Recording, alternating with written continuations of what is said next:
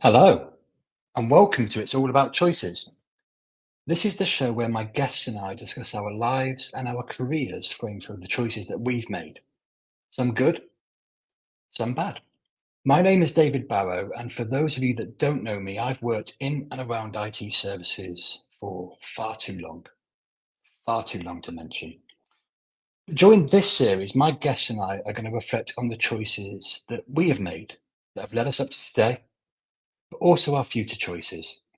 And we do this not just for ourselves, but because we think it's great to share these experiences.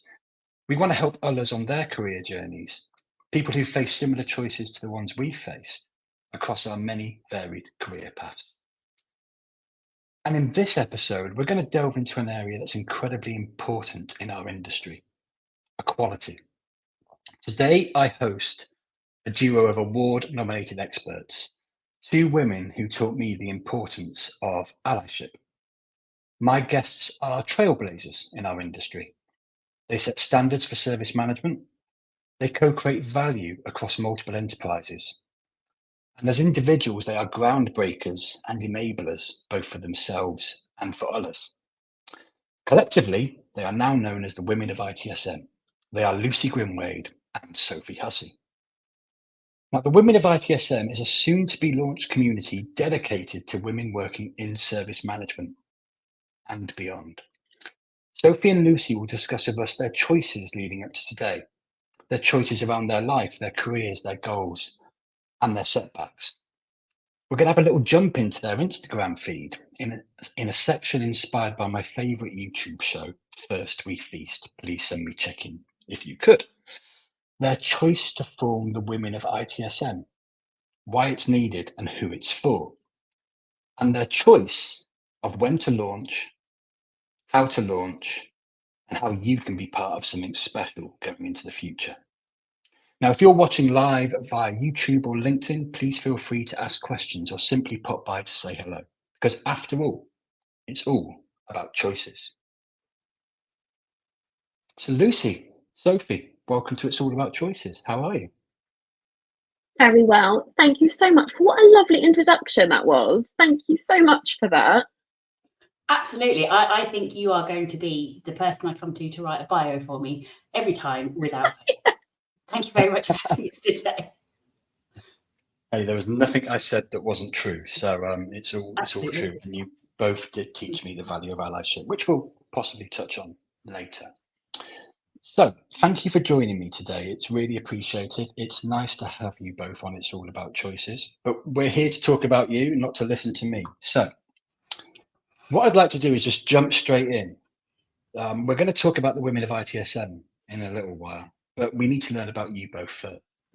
So Sophie, let's begin with you. Could you take us through what's led you to here today, your choices, your life choices, your career choices, and some of those setbacks you've had along the way?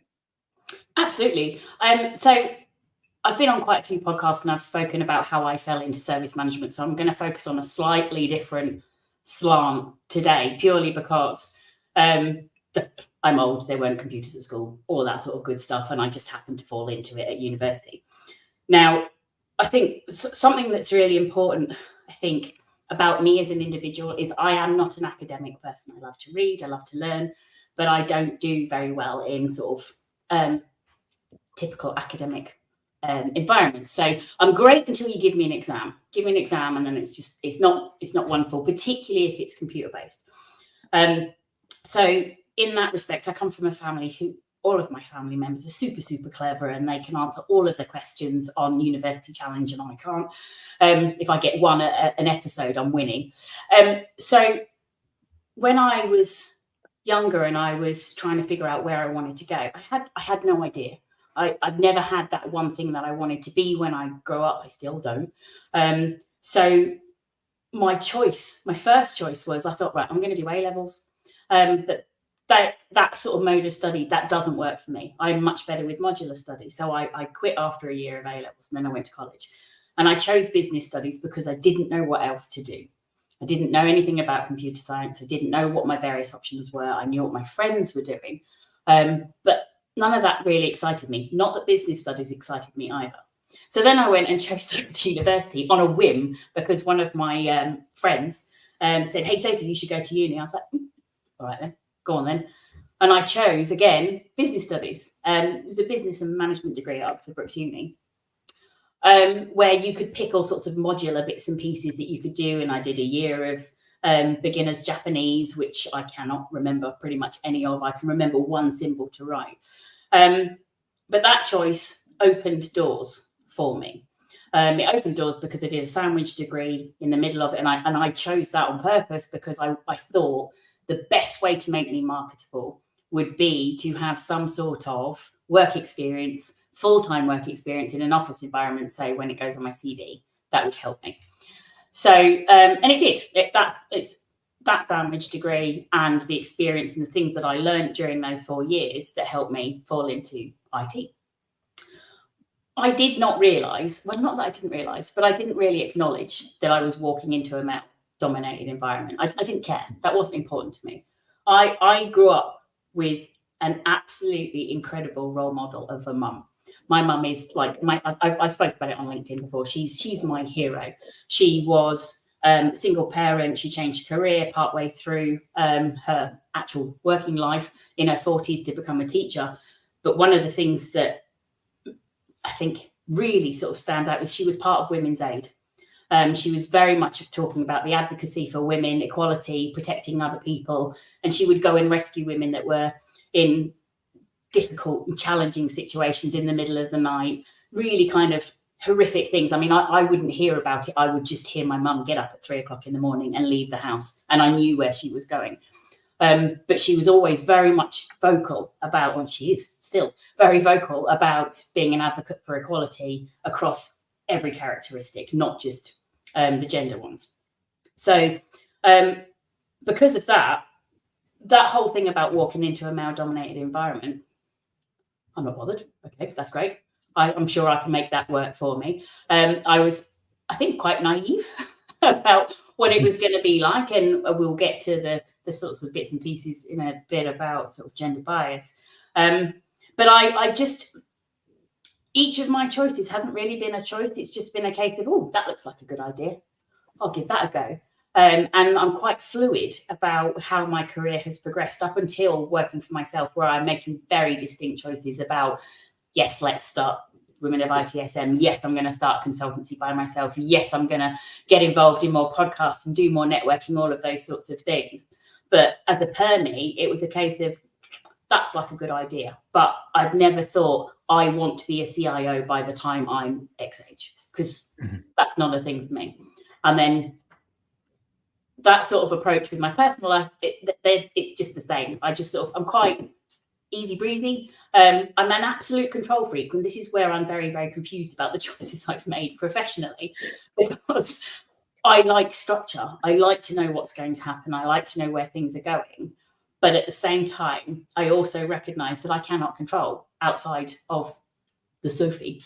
So I just go with how things go and take it as it comes. Just going into like the sort of gender bias stuff, just briefly, I will try very hard not to get on the soapbox. But one of my favorite things is, I posted the other day talking about on LinkedIn, talking about somebody who said, can you fix it as well as the boys? Yes, I can. I'm teaching them, actually. Thank you very much for asking. And in any of those sorts of situations where I'm confronted with somebody who maybe has some sort of bias or sort of whatever way of thinking that doesn't involve being equal in your approach to other people, I always have an answer for it. I don't like to be rude. I always want to act with kindness and treat people with empathy, no matter what. Even if they're being a bleep, I will always try and be respectful, but I will have an answer for it. So I made a joke of it. Yes, of course, I'm teaching them, obviously. But I've had so many things said to me, like I'm expected to write the meeting minutes because I'm female, and book meetings. I had one situation where I was in the office. There was a load of people talking behind me, senior people talking behind me. I was working away, doing my thing, and one of them didn't even turn around to look at me and said, Sophie, book me a taxi. sorry, what? Me? Sorry, you're actually talking to people who can do that for you. And I'm pretty sure you have hands and access to a telephone. You can do that yourself because you're an adult. And I was quite sort of taken aback. I think that is one of the moments where I chose to be snappy, because I raised my eyebrow, which is something I learned how to do at school when I was being sarcastic and cheeky back to teachers and fellow students. And I said, I can book you a taxi, but you can do that yourself. And then I just let that sit there for a minute. And because of how I generally am, I'm a really easygoing, friendly person. And like I said, I believe in acting with kindness in every situation. The people this person was with were shocked.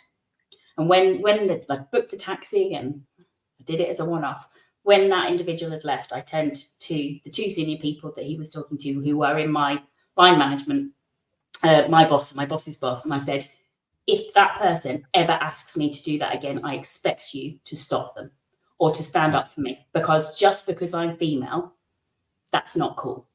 But it's stuff like that that's happened. It's like so many times throughout my career, and I have to make a choice. Going back to it's all about choices. I have to make a decision in that moment. How am I going to respond? And I think that both in my personal and my professional life, the thing that I'd like to share the most is I believe in the moral high ground. I will not lower myself down to a level of somebody that's trying to get some sort of rise of me. That particular moment, I was snappy because they'd irritated me, and that was rude. There was no need for that. But generally, there are ways to manage that situation. So I can say, thank you very much. I don't appreciate your tone or what you've just said to me, but I'll be damned if I'm going to let you get the better of me. I'm going to do what's right, and I will stay to the moral high ground, and I will act in a way that's true to my values, but also not just for me personally, so I can say at the end of the day, yes, what I've done there is right, but anybody that's around me can say, actually, Sophie's handled that really well.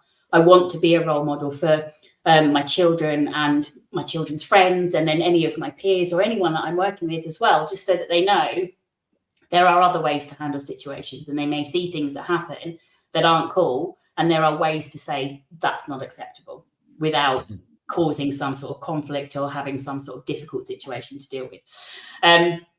But throughout my career, it's been, I think generally the people that I've worked with, whilst all lovely, they are lucky that I have the sense of humour that I do, and that I don't let it get further than the skin, because some things that have been said to me over the years, because I'm female, similar to the thing that you posted the other day, David, and what you spoke about at SITS when you two were talking about allyship, absolutely shocking, disgusting things have been said to me. And it's a driver. It's something that makes me want to question the status quo and keep pushing the boundaries to make sure that we're doing the right things and we're driving for equality across everything, again, every single protected characteristic, not just male, female, because it's so important. Absolutely. In a nutshell. There's a bit of a waffle, I hope, not too much, but no, it's resonating with the audience. So Simone and Louise, thank you for saying hello in the comments, but also Simone has put a comment here based on your scenario. And I think what I see is I've been working in this industry for 30 years, and never has anybody asked me to call them a cab. Never has anybody asked me to take the minutes unless it wasn't my turn, in which case, of course, I should be taking the minutes. And I know some other scenarios that may come up later. Nobody's ever approached me with those. And I know we're going to get to know you in a moment, Lucy. But as you can see from Simone there, she experiences the same situation. She has to practice how she responds. And I don't believe you have to do that. Why should you practice how you respond to a request that frankly is out of order? But hey, you know, I live a privileged life where those things don't happen to me, and that's kind of the point of this conversation today, is to highlight the need for something to help others, but it's not all just focused on one demographic, and I'll allow you both to explain that in a moment. Lucy, hello. Hello. So we've heard from Sophie about her choices up to today and some elements of bias. What would you like to share with us about your choices and those moments in your life and career? I genuinely think I've made I've actually actively made certain choices to be in tech. So when I was at school, I was very fortunate enough to have an ICT A-level teacher who kind of pitched the idea to me to go and work into tech. Because originally, when I applied to go to university, which weirdly, I felt like I had no other choice but to go to university because I didn't know what else to do with my life. There was people around me that were going to work. I was like, well, I want to work. I know what I want to do. So I felt pressured, if I'm honest, to go to university because what else was I going to do? But originally I applied to go to university to do media studies because I liked doing media. I liked being creative. I did English literature as well for my A-levels. And then I did ICT. And so I originally applied to go and do media studies, got accepted, planned to go. And then when I was speaking to some of my teachers, they kind of pitched the idea of doing a tech degree. And I ended up having to reapply and going to university to do computing. And I'll always remember kind of not really kind of to what Sophie was saying. I didn't even think it was. No one told me it was going to be a male dominated field. I went to a sixth form where probably 10 people were in my year that had bothered to kind of go to do A-levels. And in that ICT class, there were 6 of us, and probably 3 were women and 3 were men. So already I'm like, I don't see any problems here. And then I remember turning up at university and being like, oh, looks like I'm the only woman here. And then at first it didn't really hit me. And then as I kind of got a little bit more kind of in the different roles, but weirdly also I obviously you notice that you're the only female and everyone else is male, but there was never really necessarily a problem. And the problems really happened just when I started to kind of go into work, and kind of all the experiences that Sophie has talked about are all the experiences that I've gone through. And I'm just going to quickly side pitch our book, David, that David and I are writing a book together, and we share these true stories of things that have happened to us. So buy the book and you can read our stories there. But then I guess my next active choice was about staying in IT. So, well, kind of split there. So I decided to stay in tech. Probably about 5 years ago, I was thinking, right, that's it. Don't want to be in tech anymore. Don't like it. I'm going to go and do something creative. I should have done media studies. I should have been in marketing. I should go and work in fashion. Should. And I tried out lots of different things. And then a few years later, I met David and had some mentoring with David. A few years later, after that, met Sophie, and things shifted and changed for me. So again, it comes back to choice. I chose to stay here. I choose to stay in IT. I choose to be in service management. I could go and start from scratch and start again. I'm young enough to go and do that and go and do a whole new career again. But I choose to stay in technology. And then that leads me on to the bias. And when we were talking about what we were going to talk about on this today, there's so much in society that there's no wonder why we've got so many problems in tech, because there's such an issue in society still today. I was walking home earlier from a gym class with someone that I've met at the gym and doing all these classes with. And we were talking about, men typically aren't very good at cleaning. Women are better at cleaning. Women are better cooks. Women can cook dinner. We're still having that conversation in 2024.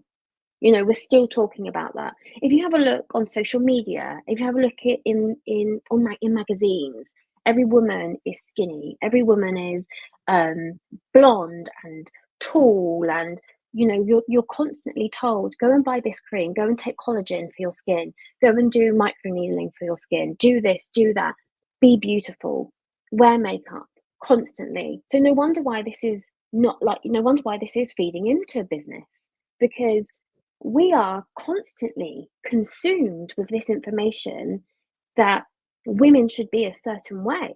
Women should be at home cooking and cleaning. They're still talking about that. Women don't talk about, the girlfriends that I go out with for a glass of wine or whatever. We don't talk about business. We don't talk about finances.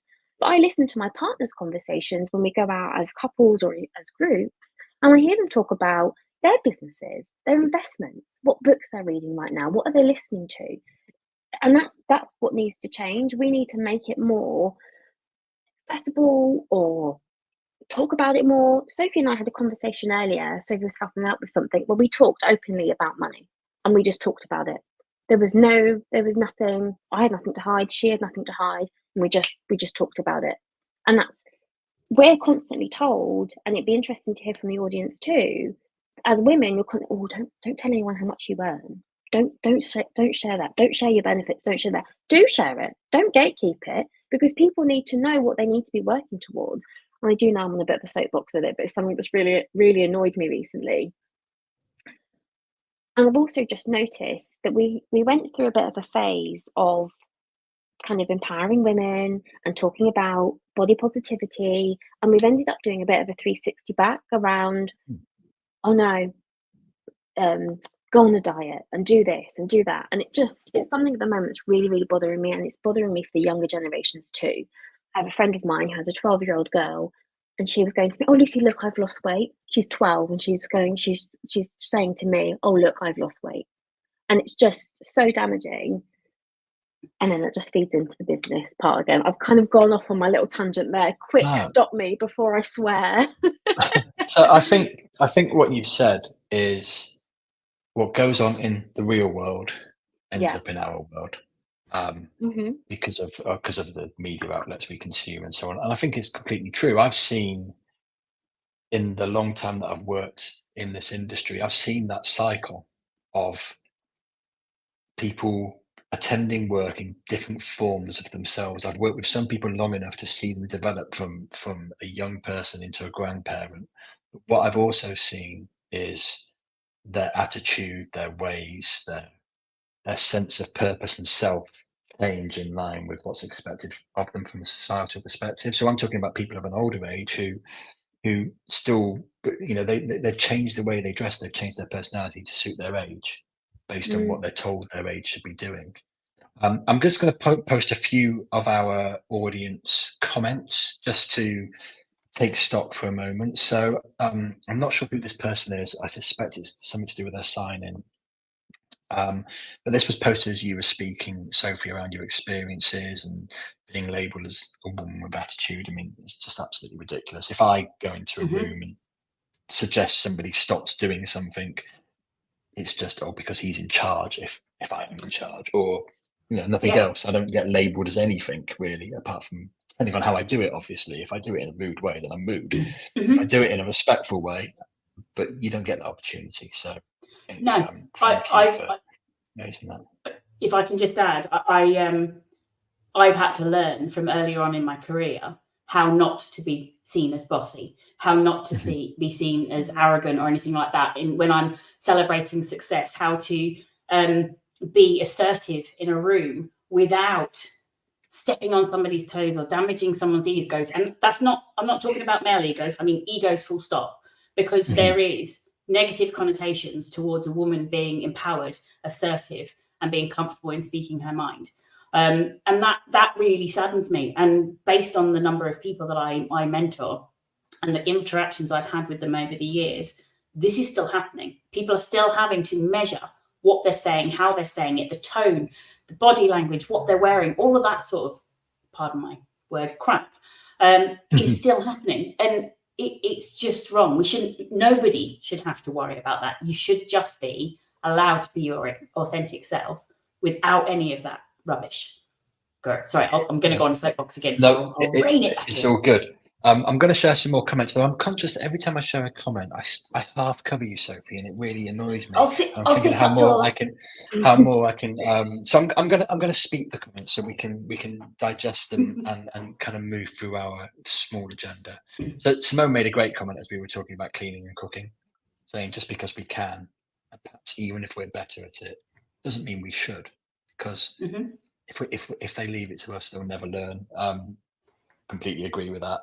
Absolutely. Becky Hill mentioned that she's had it drummed into her not to share her salary and outgoings. she never thought why until you mentioned it, and now she's thinking about it a lot. So I think you've opened up some thought there, Lucy.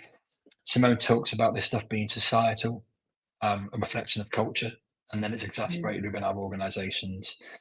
And it can be negated if leadership's really good. Yeah, Ian Cannons, thank you for commenting.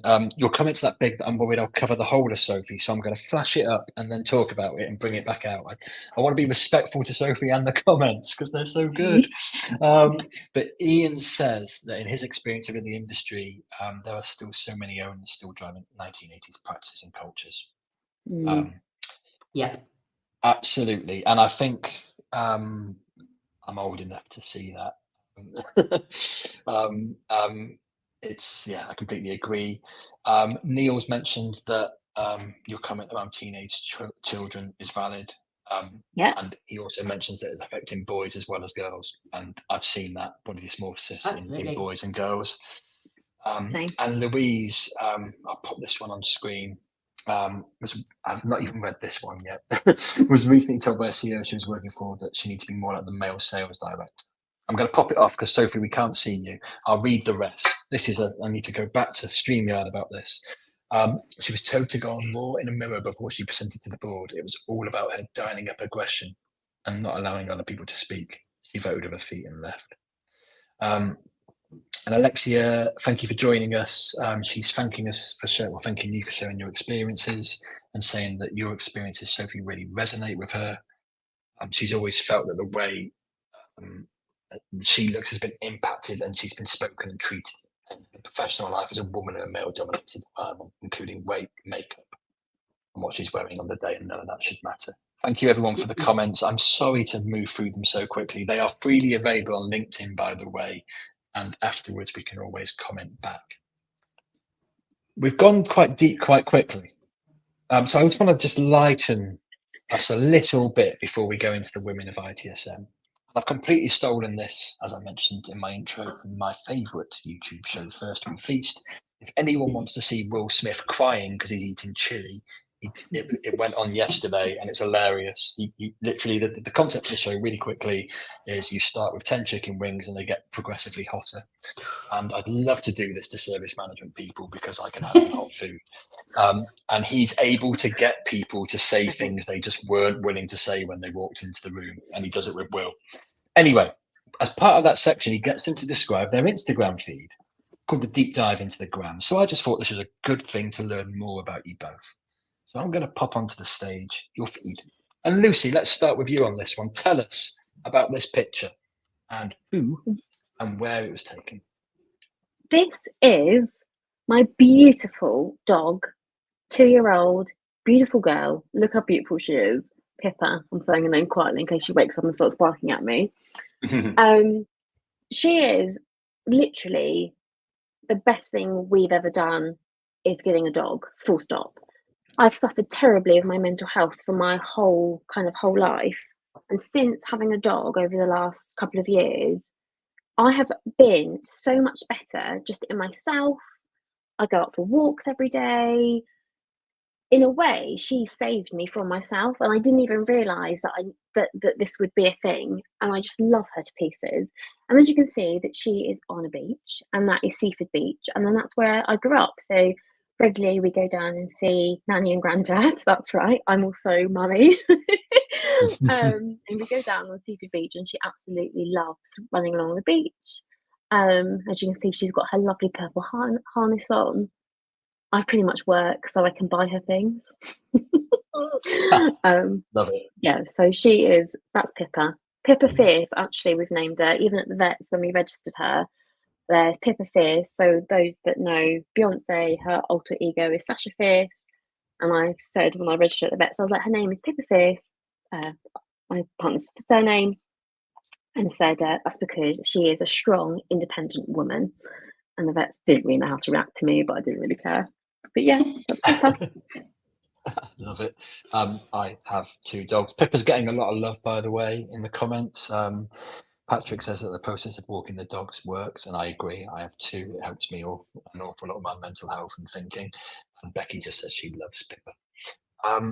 And Patrick, by the way, they do vegan wings on the show. So as a vegetarian, you're all good. Don't worry. Right then. So Sophie, we're going to dive into your Graham now. Please tell us what's happening here. Okay. So I love Pippa. I love dogs, but I'm a cat lady. So I don't have that sort of walking the dog in that sort of process to help me with my mental health, which peaks and troughs through the years. So this is me doing a photo shoot, doing aerial hoop, which is literally, as you can see, a metal hoop suspended from the ceiling by a thing called a strop. This is something that has massively helped me with my mental health over the past sort of 2.5, 3 years. So I am a woman of a certain age. I am going through perimenopause, and menopause is just around the corner. I have been struggling with my weight, body image, all of those things that we all suffer from what society tells us. So my Instagram is predominantly posting of things that I've done at Hoop, wearing things that I wouldn't normally share that much of myself with people. And both of my accounts that I have, the Snow Princess and the Sophie, are open to everybody because I am trying to promote body positivity and the fact that I am late 40s and I can still do stuff like hang on a hoop upside down. It is a true passion for me, and somebody, because I'm an introvert naturally, which I've spoken about before, but in work I come across as an extrovert. When it comes to social situations, I find it quite difficult. And my first day walking into the studio where I did the hoop lesson, I was really scared. I thought I was going to go into like the cliche gym environment and people would be like, ooh, what's that chunky girl doing here and all that sort of stuff. I actually walked into one of the most supportive environments I have ever been in, where I've never met as many cheerleaders until I met you guys, who just promote and support anybody in the room. There is no care about what gender somebody is, where they're from, nothing. It's just all about how you're getting on, what you're doing. And the other thing that I post about, which isn't on this picture, but I tend to post in Finnish as well, because I've been learning Finnish for about 8 years. I'm not very good at it, but this doing aerial hoop for me is something I'm incredibly proud of, because it's not easy. To lift my body weight to get into that position and hold it long enough for that photo. Oh my gosh, I had DOMs for days. Everything hurt. But it's something I'm very, very proud of. It's amazing.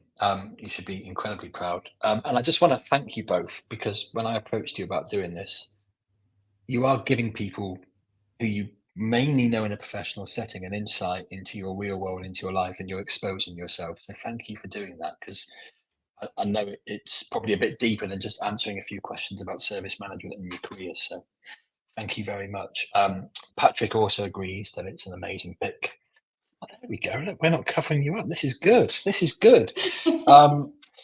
Right then. So let's get to kind of what we're here for today. So as I mentioned in the introduction, you are forming a collective known as the Women of ITSM. Now, I've seen and been privileged to see you building this. I've also been interested to see some of the comments you've had. So I think we're going to try and address some of those in the next few minutes. But let's begin with, why is the Women of ITSM needed, Lucy? I think even just from the comments shows how much it's needed, with people sharing their experiences. I think something for Sophie and I was when we were kind of coming together and we were talking about wanting to build a venture together, what that could look like, what that could be.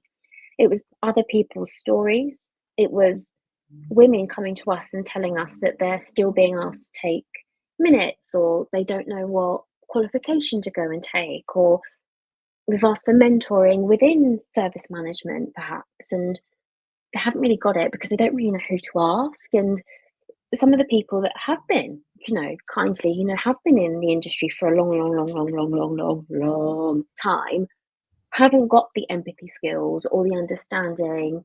Not you, David, you're different. don't have those skills. And I've witnessed that too. Like, I've gone to speak to people who have been in service management for 100 years, and then I've spoken to them to say, please, can you help me? And I've always met with like, oh, do you think maybe you should go and be a PA? Do you think maybe you should just go and see what marketing, what about going and doing something in finance, HR?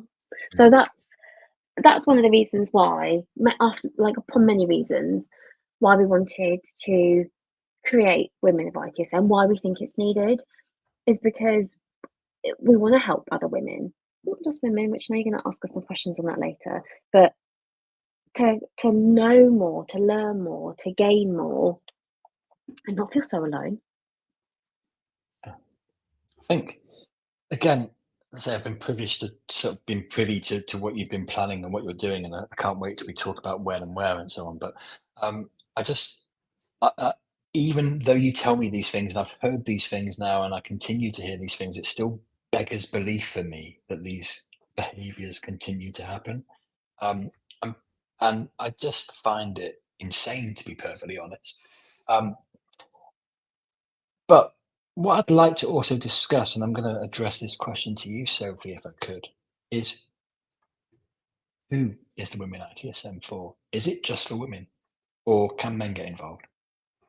100% men can get involved. Absolutely. Predominantly, the focus is to support fellow women, to give them that sort of space where they can ask the questions, they can get the support, and build this community together. But in no way, shape, or form is it exclusionary to any other gender. If somebody wants to get involved, get involved. We are always open and willing to have more and more allies, because I mean, there's things that I see posted about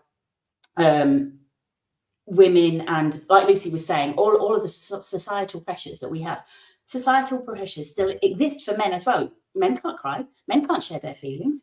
There's all these things that we need to consider from that perspective. So it's a safe space for anybody who wants to join, and we're more than happy to have as many people as humanly possible. I think the important thing is that we are trying to create something special. It does have a female focus. Anybody who identifies as female or as a woman. But absolutely, the more allies, the better. Because realistically, to do what the aim of what we're doing is to drive change, positive change. And we can't do that by ourselves. We need a collective of people from all different walks, backgrounds, all different places in order to make that change happen. So no, the more the merrier, please. Love it. And we've talked about allies, and I realise it's possibly not our intention sitting here today to discuss allyship, so we'll keep this brief. But as I said at the beginning, you both taught me about allyship. So I just want to say to any men watching that there is a real internal monologue and struggle that I had before I got involved in any of this kind of stuff, working with women in tech, doing the mentoring, getting to know Lucy and Sophie and many others, where you feel like you're adding to the problem.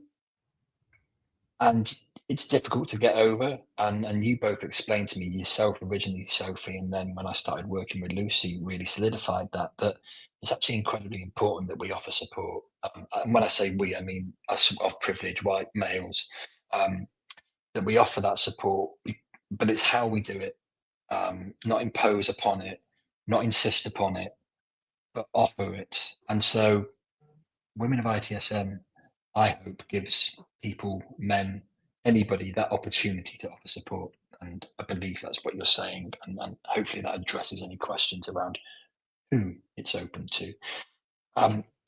Khan has very kindly commented saying he loves you sharing your stories. Building this community takes time and dedication. So thank you. So is there anything else you both want to say before we go into the exciting news about when you're launching? Is there any other hook you want to give people about why they should be considering joining the Women of ITSM? And that's an open question to the two of you. I think What's the choice people need to make? I know, to join. Clear choice, join. No, I think what we're launching here isn't just another one of those communities, another one of those membership platforms that you sign up and then you don't ever use it again. Sophie and I talked about this. We're part of loads of different memberships and programs and stuff, and we've spent a lot of money joining these things and not getting any value from it. So both of us have our own values. Excuse me, kind of mix my words with this a little bit. With our own values, we want to make sure that this is value led, because that's what's important to us. So you don't just join and then that's it, you never hear from us or see us again. We're going to be doing things, and just kind of as a bit of a teaser more than anything, the things that you'll have access to are things like a forum and the newsletter, and there'd be a magazine and some training and hearing from thought leaders within our industry, group sessions, so much more, but I'm trying to not spoil it all now to let you all know what's coming. But I think that's what we really want you to know, is that this is not something, we know that we have been those people too that have signed up things, have been a bit unsure and not had any value from it. But please know that we want to just continue to add value, but also give other people a voice too. So if people want to come along and say, well, actually, I've got this idea, I'd like to host this webinar. Can I host it for the community? Yeah, come and host it. Come and practice what you need. And then we'll give you feedback afterwards, and we'll help you and we'll coach you to do the next thing. I'm going to shut up now before any more spoilers come out my mouth. Are you able to share anything that doesn't spoil anything, Soph? Well, what I was just going to add is anybody that follows me on LinkedIn will see that I post on a regular basis about future-proofing service management. And this is what this is about as well, to future-proof service management. At the end of the day, we've got a lot of people who are at the sunset of their career, as I like to call it, who are about to retire. And these are the sort of brilliant minds who have written all the ITIL books and the service management stuff. They're going. Who's stepping in their stead? We need people. We need to keep driving this forward, because the value that service management brings to any organization is beyond IT. It is beyond tech. And we need to invest and develop the sort of way of thinking and everything that we're doing in order to future-proof service management. So I'm deliberately talking about that and not giving any spoilers, because I'm that person that when I get somebody a present, I'm like, oh, I've got your present, so excited for you to open it, and then I basically told them before they open it, so I will not. But no, I was just going to say that I'm super excited, trying to contain my excitement.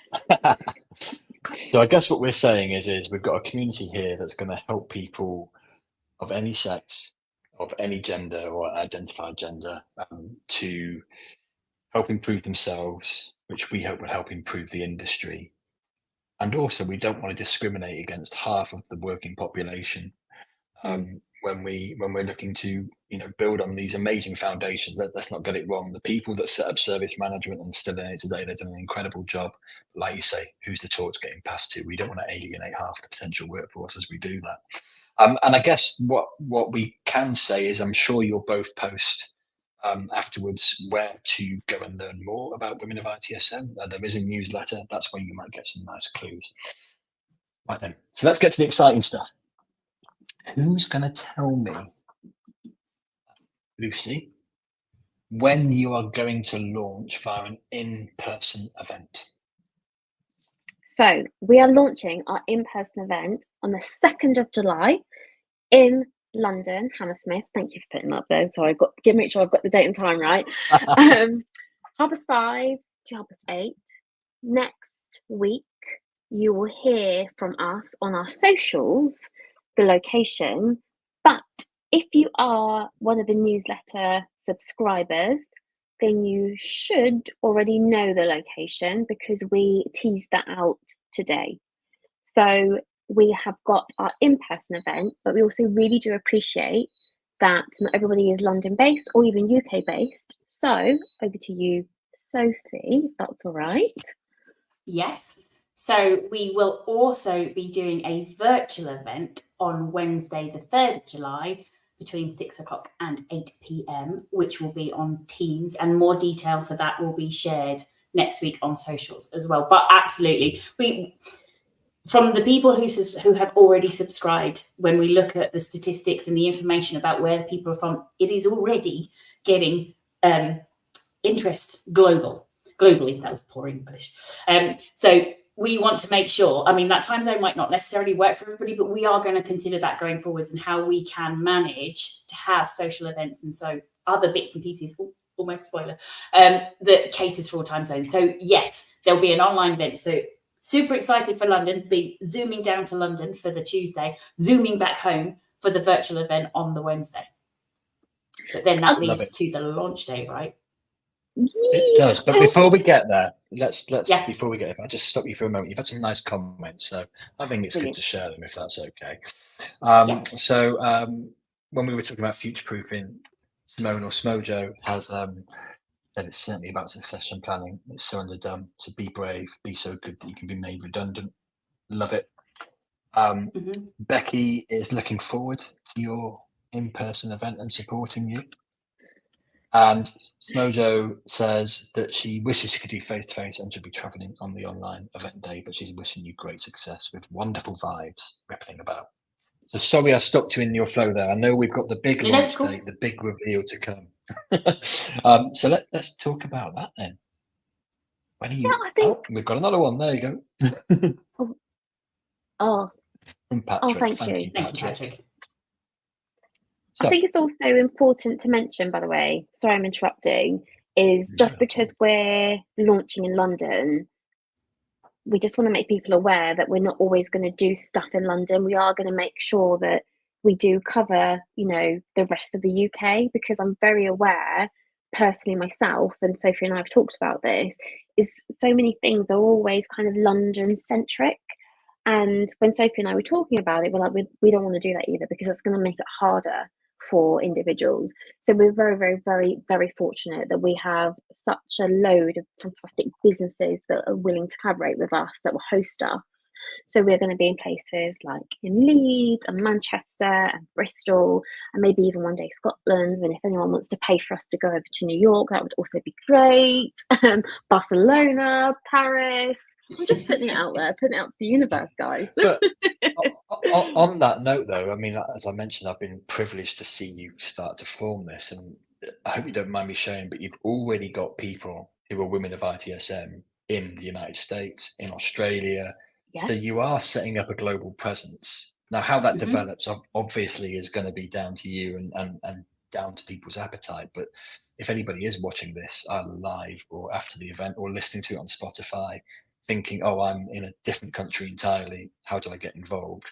Please go and join the Women of ITSM newsletter, learn more, and maybe you can help it come to wherever you are.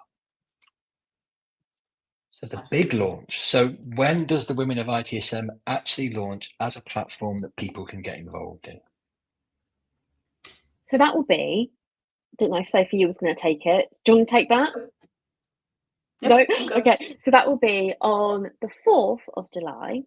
So I feel like, Sophie, this should be you taking this bit. I'm going to pass the baton over to you. So we have deliberately picked the 4th of July, although somebody has tried to steal our thunder with a major UK event happening on the same day, hence why the launch event is not on the same day. So the premise for the 4th of July, whilst we don't necessarily know all the history of what why the 4th of July is so important in America. I'm not a history person. I don't know all the information. But what I do know about the 4th of July is about independence. It's about freedom. It's about empowerment. It's about celebration of success and various other bits and pieces. So for us, it's a really, really great day for us to say, hey, we're here as the Women of ITSM. We are launching now. This is our key day. This is something that we want to mark alongside Independence Day and everything else that's going on. It ties into our values very nicely, the various bits and pieces that make this day a great day for us. So excited. Sorry, I waffled a little bit there, but I'm just so giddy. Yeah, do you know what? It's all about freedom and celebration, isn't it? When we're talking about having the launch, it's about celebrating our industry as well as kind of being a bit more independent for ourselves. And I guess also what would be really nice to add is when you come along, hopefully to see lots of your lovely faces at these different events that we're hosting, is that we're going to be able to share loads more with you around, what the platform's going to look like. We'll give you a demo, get some of your ideas, some of you may have seen as well, we've already kind of put a call for contributors to come out and write some lovely articles for us so we can go live with some great content day one. So I really do, I'm not trying to pitch it, but I am, really would love to see your beautiful faces there, because we're going to be able to share so much with you. And I think sometimes you can't, a post is a post, right? But if you can see us physically showing you and doing all these bits with you, I think you're going to get loads of value from it too. And there's a few other extra lovely bits to it, which we'll announce next week. Love it, love it. So let's talk about that call for contributors, because I think that's a really important piece. Have you, because we've got an audience in front of us right now and obviously listening in the future to our past selves, but are there any particular contributions you're seeking? Anything you'd like people to contribute, write about, blog about, talk about? Everything and anything, to be honest. Whilst it's the Women of Service Management, it's not just about service management. It's about so much more than that. Whether it's about personal growth, whether it's about career development, whether it's hints and tips, interview planning, whatever it is, whatever somebody wants to write about and whatever they want to contribute is more than welcome. Even if they wanted to do some sort of spotlight on, hey, this is me. This is how I've got to this point in my career. These are the things that I've learned, anything like that. And there is going to be a call for people to do webinars for us as well, which is a different type of contribution and a different type of thought leadership, because we just want to give that sort of that level of information and open up the doors to people to learn from the people in our community and the wider community that is not just tech, but all different sectors, all different flavours. I think I'll add to that, Sophie, to say that if this is something that you're keen to doing, like hosting a webinar, especially, to let us know sooner rather than later, because we actually already have quite a full agenda over the next couple of months after the go live launch of people that are already going to be speaking for us and contributing to the platform. So kind of almost get your name in there quick so we can get you on the calendar and get you there. Fantastic. We've had another couple of comments. So Smoker, who's now departing in a moment, she talks about Independence Day being when America finally declared separation from British rule. And Smoker also has to duck off for another session, but she just wanted to wish you all the best and say she'll speak in the future. And for those that don't know Simone, she's down in France and she's going to be having a nice glass of bubbles in celebration. So good for you, Simone. I'm joining you there. And Alexia has also commented, for the call for contributors to write a short article, is that for people who already write and publish, or can anyone give it a go? Everyone and anyone. There are no boundaries. Obviously, we might do a little bit of sense checking depending on someone's experience with writing, but we'll go through an editing process with people just to make sure that it's meeting the sort of community guidelines and everything that we are having. But everybody and anybody, I mean, public speaking as well with the webinars, that can be scary. And doing things like webinars is a great way to step into it because it's not as scary when you're looking at hundreds of faces in front of you. So if somebody wants to do some sort of learning and development there and they want to try it, then absolutely. Why not? Everybody, go for it. Yes. Brilliant. Well, thank you for joining me today. Thank you for all the comments. Is there anything else you'd like to share before we close, or indeed any more comments from the live audience? I think from my perspective, I just want to say anything I or others can do to support you, we're always here. It's incredibly important and incredibly brave what you're doing, so thank you for doing it.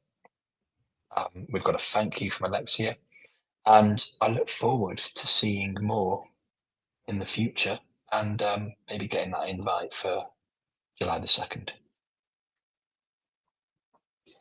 So Lucy, Sophie, the Women of ITSM.